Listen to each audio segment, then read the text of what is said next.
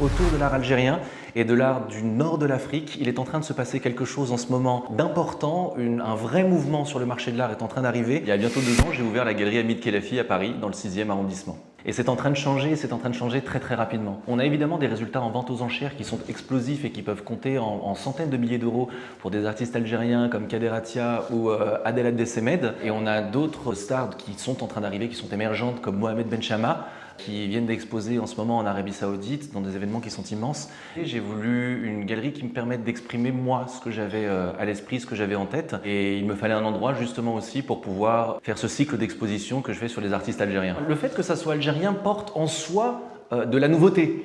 Et aujourd'hui, sur le marché de l'art, on sait qu'on a besoin de nouveautés, les collectionneurs ont besoin de voir de nouvelles choses et on leur ouvre de nouveaux horizons.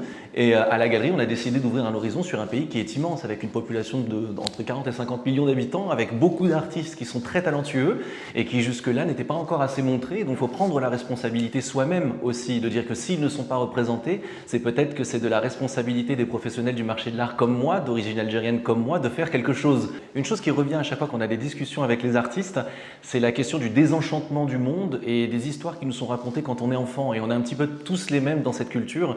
Mehdi Djelil en parle très bien dans cette exposition qu'on a en ce moment qu'il appelle le sommeil des dieux, et il l'explique en ayant endormi les dieux, que ce désenchantement serait parti avec ces dieux qui nous auraient laissés, qui se sont complètement endormis, et il voudrait un jour qu'ils se réveillent. Et on a cette question qui revient, qu'il y a un enchantement qui est resté au travers des histoires qu'on nous a racontées quand on était enfant, au travers de ces légendes qui nous ont été transmises, qu'on soit un enfant qui soit né en Algérie ou qui soit né en France et qui ait pu vivre cette culture à distance. Ce qui se passe en Algérie est très enthousiasmant et on a une sorte de nouvel espoir qui est en train de se révéler. Moi, je l'ai senti en allant là-bas.